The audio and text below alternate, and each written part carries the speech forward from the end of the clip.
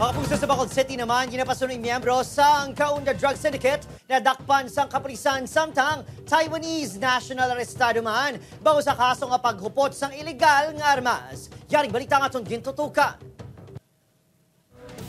Pagkatapos ang 24 katuig na tigayon na nga madakpan sa kapulisan ang Taiwanese national nga si Chia Chen-shu. Sa gahom sang warrant of arrest sa kaso nga paghupot sang illegal nga armas. Ang insidente natabo pa sang tuig 2000. Sunod sa kapulisan sa syudad sa Sagay ini nagapangabuhi bilang negosyante. Mga beses na ini nga nagtuyo magpauli sa Taiwan apang hindi matigayon bangod sa hit sa Bureau of Immigration.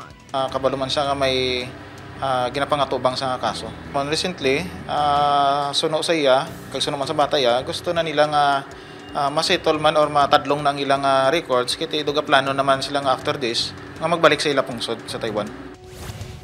Matapos sa tiruhan ng iyaman lang abyan sa Barangay 27, bangod sa hindi pag-intindihan ay sang tinalik ng ituig. Himas Reha subong si Eugene Sarmiento alias Batok, top 4 most wanted person sa Bacolod City Police.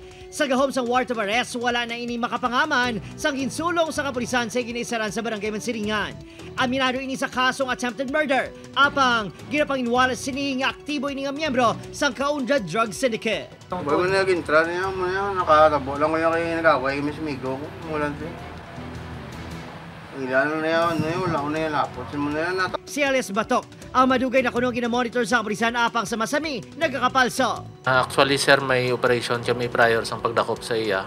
And then wala lang na postro and then we coordinate with his direct family and also we made effort nga ma-locate siya. Opo, Kirill Casillo, Adrian Priato, 1 Western Visayas.